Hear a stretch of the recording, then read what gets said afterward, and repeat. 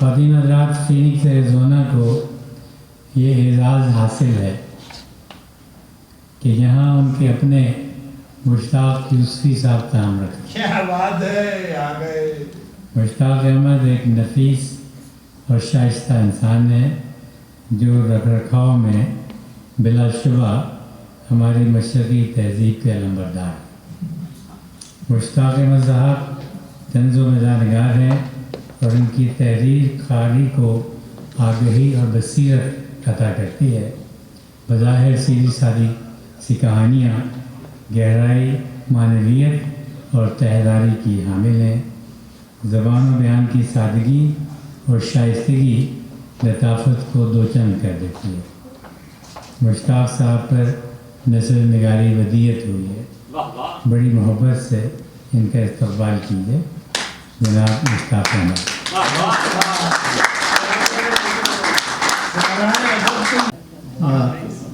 کاشی صاحب نے تو مجھے زمین سے آسمان پر پہنچا دیا ہے، میں ان کا شکر گزار ہوں۔ سب سے پہلے تو میں یہ کہہ دوں کہ اردو میری مادری زبان نہیں ہے، اس لیے اگر تلفظ کی کوئی غلطی ہو جائے تو میں اس کے لیے معافی چاہتا ہوں۔ کسی بڑے شاعر و ادیب کی مادری زبان نہیں ہے۔ آج کا مضمون جو ہے اس کا عنوان ہے علامہ اور فتویٰ فروش مولوی۔ ارے واہ، کیا مولوی کو پکڑا ہے آپ نے۔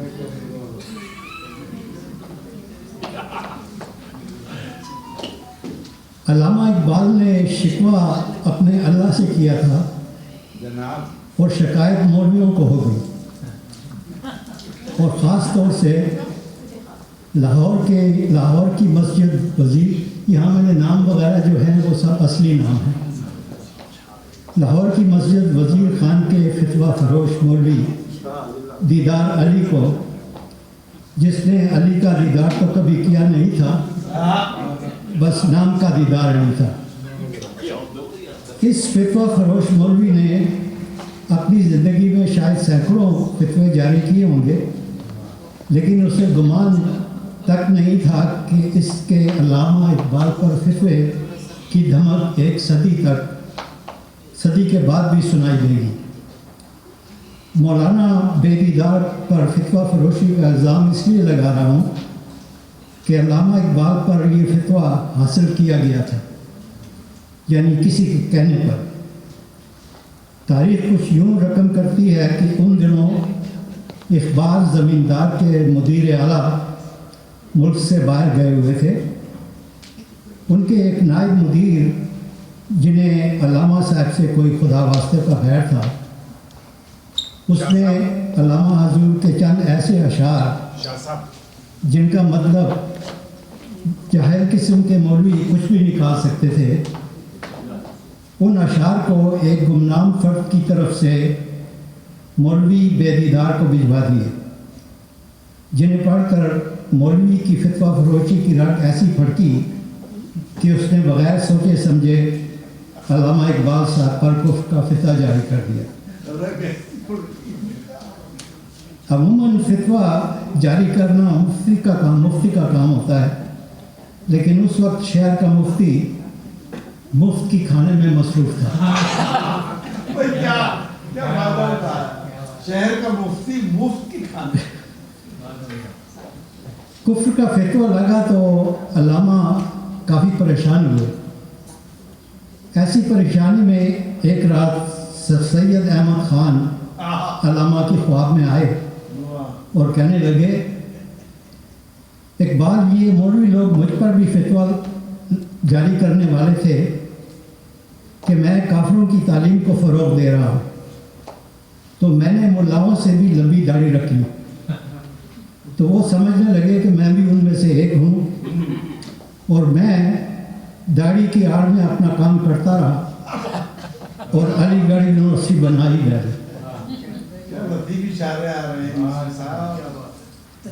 تم بھی داڑھی رکھ لو، تمہاری مونچھیں تو ہیں ہی، اور وہ بھی ایسی زبردست مونچھیں۔ مولویوں کو ویسے بھی تم سے شکایت ہے کہ تمہاری داڑھی نہیں ہے۔ اس طرح تم جس پاکستان کا خواب دیکھ رہے ہو वो भी पूरा हो जाएगा। और हाँ, ऐसा करो, तुम खुद ही अपने शिकवे का जवाब शिकवा लिख डालो और मौलवियों से अपनी जान छुड़ाओ, वरना तुम जो सारा वक्त अपने बिस्तर पर नींद राज लेटे हुक्का पीते रहते हो, ये मौलवी लोग पहले तो तुम्हारा हुक्का पानी बंद करेंगे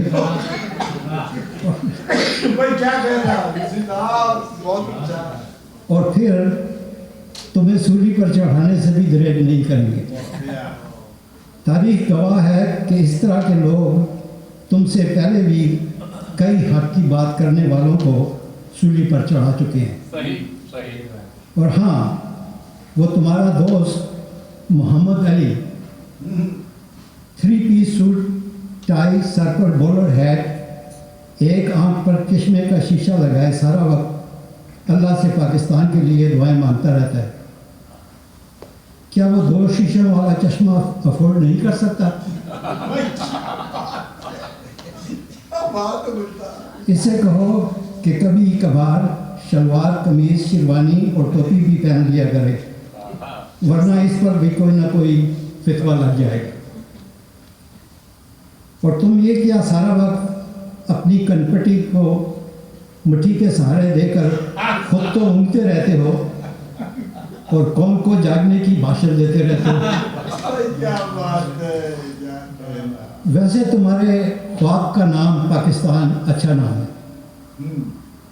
अल्लामा साहब घबरा कर उठे तो सबसे पहले अपने हुक्के और पानी के गिलास को देखकर इत्मीनान हुआ कि अभी हुक्का पानी बंद नहीं हुआ।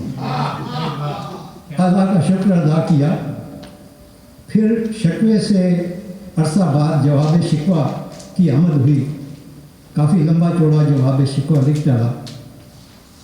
मौलवी हजरात को शिकवे से जो ज़ख्म लगे थे, उन ज़ख्मों पर जवाब शिकवा ने मरहम का काम किया। अल्लामा साहब की जान छूटी। 21 अप्रैल 1938 को अल्लामा मोहम्मद इकबाल अपने रब से जिससे शिकवा किया था, अब उस रब के रूबरू दोबारा शिकवा करने लगे कि पाकिस्तान बनता हुआ देखने की मोहलत क्यों नहीं दी। और फिर एक दिन अल्लामा के ख्वाब की ताबीर पूरी हुई और उसके दोस्त ने शलवार कमीज़ और शेरवानी और टोपी पहने पाकिस्तान का झंडा लहराई दिया। पाकिस्तान के बन जाने के एक ही साल के बाद मोहम्मद अली जिन्ना कायद-ए-आज़म के एजाज़ के साथ अपने रब हकीकी और अपने दोस्त इकबाल से जा मिले। और फिर कोई 5 ही साल के अंदर इन दोनों के दोस्त कायद मिल्लत लियाकत अली खान भी इस जहान फ़ानी से कूच करके अपने दोस्तों कायद-ए-आज़म और अल्लामा इकबाल से जा मिले। अब ये तीनों गोल मेज़ कॉन्फ्रेंसों के माहिर वहाँ ऊपर भी आजकल पाकिस्तान के तशवीशनाक हालात पर गुफ्तगू करने अपनी 3 रुकनी गोल मेज़ कॉन्फ्रेंस लगाकर बैठ जाते हैं।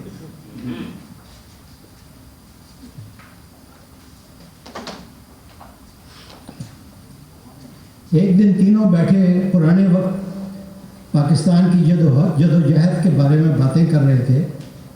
अल्लामा ने कायद-ए-आज़म से कहा, मोहम्मद अली, मैंने तो पाकिस्तान का सिर्फ ख्वाब देखा था, तुमने तो पाकिस्तान बनाकर ही दम लिया। जिन्ना साहब ने कहा, ठीक कह रहे हो इकबाल, अफसोस तो ये है कि जैसे ही मैंने पाकिस्तान बनाकर दम लिया, किसी ने मेरा दम निकालकर मुझे ऊपर यहाँ पहुँचा दिया। कायद को जहर देने की कॉन्स्पिरेसी के बारे में। एक दिन अल्लामा ने कायद-ए-आज़म को परेशान देकर पूछा, मोहम्मद अली, कुछ परेशान लग रहे हो। जिन्ना साहब ने कहा, हाँ इकबाल, तुम तो जानते हो आजकल पाकिस्तान की सियासत में मौलवियों का बहुत ज़्यादा अमल दखल शुरू हो गया है। और ये इसी तरह के लोग हैं जिन्होंने तुम पर कुफ्र का फितवा लगाया था और मुझ पर मुसलमान ना होने का इल्ज़ाम। اور اس بیچارے لیاقت پر یہ الزام کہ اس کی بیگم بہت ماڈرن ہے، ماڈرن کپڑے پہن کر بغیر دوپٹے غیر مردوں کے ساتھ گھل مل کر ان سے ہاتھ بھی ملاتی ہے۔ ایک مولانا تو آج کل پاکستان کی سیاست میں بہت پیش ہے۔ غریب کو کھانے کے لیے روٹی کا نوالہ نہیں مل رہا، اور اس مولانا نے پورا دسترخوان اپنے سر پہ لپیٹ رکھا ہے۔ بھائی کیا بات ہے مختار، زندہ باد۔ مرغن کھانوں سے یہ آپ سمجھ گئے ہوں کہ کون سے مولوی کی بات ہے۔ مرغن کھانوں سے توند اتنی پھولی ہوئی ہے کہ یہ پتہ نہیں چلتا کہ اس کی توند اسے گھسیٹ رہی ہے یا یہ اپنی توند کو گھسیٹ رہا ہے۔ علامہ نے کہا کیا اس مولانا کی بات کر رہے ہو جس کا آزار بند ڈونلڈ ٹرمپ کی ٹائی سے بھی لمبا اس کی قمیض سے نیچے لٹک رہا ہوتا ہے؟ یہ وہی مولانا ہے نا جس کا نام عوام نے مولانا ڈیزل رکھا ہوا ہے۔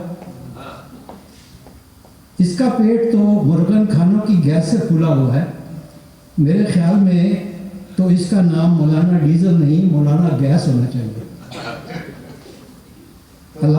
علامہ نے کہا ہاں محمد علی، ان مولویوں کی سیاست کی فکر تو مجھے بھی ہے، اور اس لیاقت کو بھی دیکھو ہمیشہ اداس رہتا ہے۔ اسے افسوس یہ ہے کہ پہلے تو ملت نے اسے قائد ملت کا خطاب دیا، اور پھر اسی ملت میں سے ایک نے اسے گولی مار کر یہاں پہنچا دیا۔ علامہ نے پھر قائد سے پوچھا صرف مولویوں کے عمل دخل سے پریشان ہو یا اور بھی کوئی مسئلہ ہے؟ قائد نے کہا تم تو جانتے ہو پورے پاکستان میں ہر جگہ میری تصویریں لگی ہوئی ہیں، اور ہر ناجائز کام میری تصویریں میری ناک کے نیچے ہو رہا ہے۔ سپریم کورٹ آدھی رات کو کھلتا ہے اور میری ناک کے نیچے جسٹسز کے ضمیروں کی کروڑوں میں نیلامی ہوتی ہے۔ ہر کورٹ کچہری میں جج صاحبان میری ناک کے نیچے میری تصویر کے نیچے بکتے ہیں، اور فیصلے سب سے زیادہ گولی دینے والے کے حق میں ہوتے ہیں۔ سب سے زیادہ بھاؤ تاؤ میری ناک کے نیچے پرائم منسٹر ہاؤس میں ہوتا ہے۔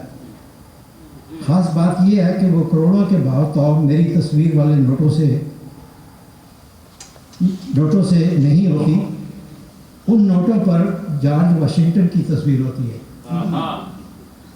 اور یہ سب کچھ پاکستان کے مفاد کے لیے نہیں، اپنی تجوریوں کے مفاد کے لیے ہو رہا ہے۔ قائد نے پوچھا ایک بات، جب ہم زمین پر تھے تو تمہاری کوئی تجوری تھی؟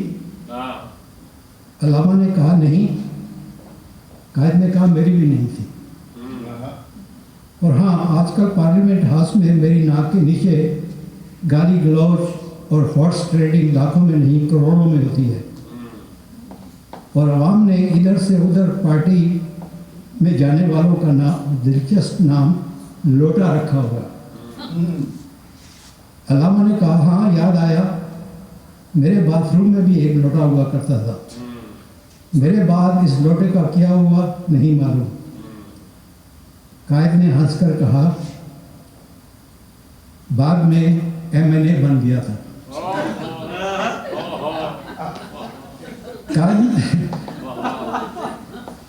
قائد نے کہا پولیس اسٹیشنوں میں بھی میری تصویر کے نیچے کئی مظلوموں پر ظلم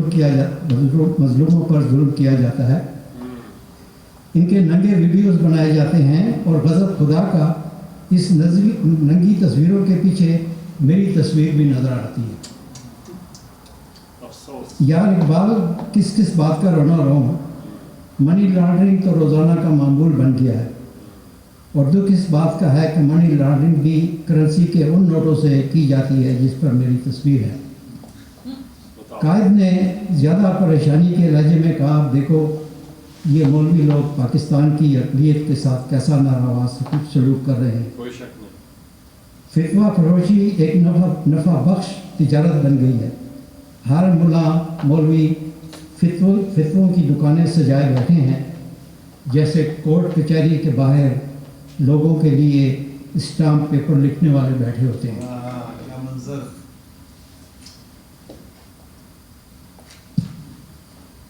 میں نے تو پاکستان کے آئین میں اقلیتوں کے، یہ قائد اعظم کہہ رہے ہیں، میں نے تو پاکستان کے آئین میں اقلیتوں کے حقوق کو واضح طور پر شامل کیا ہوا تھا۔ علامہ نے مسکرا کر کہا، جس آئین کی تم بات کر رہے ہو، اب اس آئین کو بہت سارے غلافوں میں لپیٹ کر بالائے طاق رکھ دیا گیا۔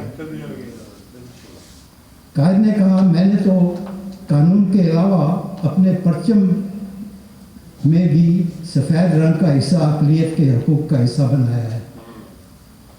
علامہ نے شرارتی لہجے میں کہا، ٹھیک کہہ رہے ہو، اور ڈنڈا بھی تو اقلیت کے سفید حصے میں دیا ہوا ہے۔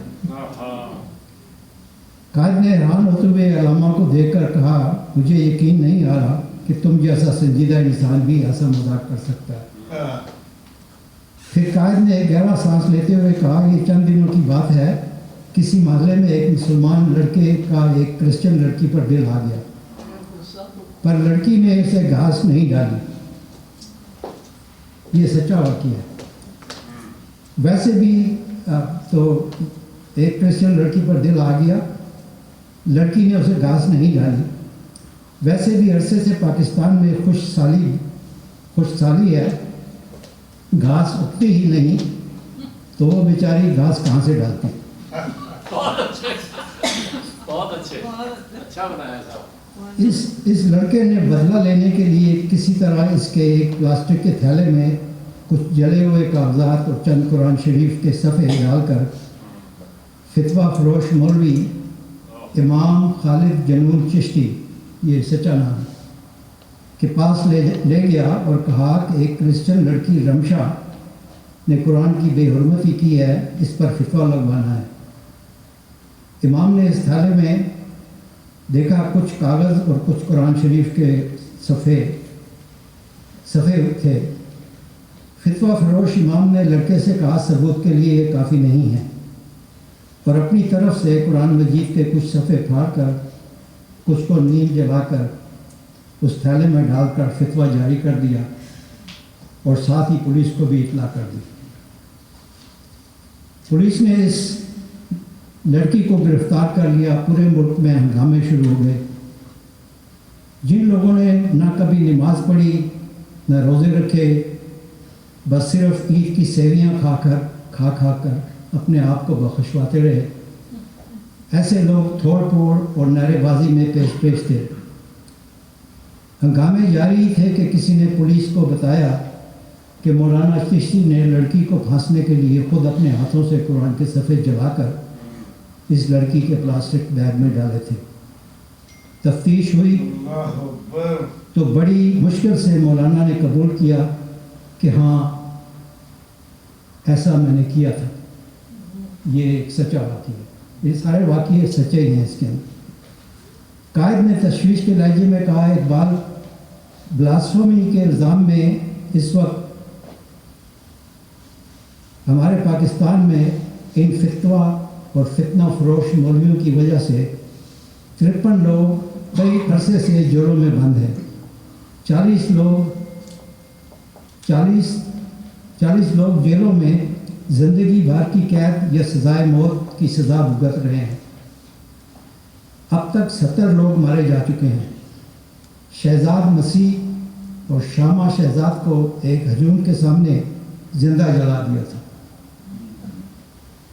اقبال، تمہارے شہر سیالکوٹ میں بلاسفمی کے جھوٹے الزام میں ایک فیکٹری کے مینیجر کو پہلے خوب زد و کوب کیا، پھر اسے قتل کیا۔ انتقام کی آگ پھر بھی نہیں بجھی تو اس کی لاش کو آگ لگا کر جلا دیا۔ کہا جاتا ہے کہ ان سب میں 90% لوگ بے گناہ ہیں۔ علامہ نے کہا، محمد علی ٹھیک کہہ رہے ہو، میں نے ایسے پاکستان کا خواب نہیں دیکھا تھا۔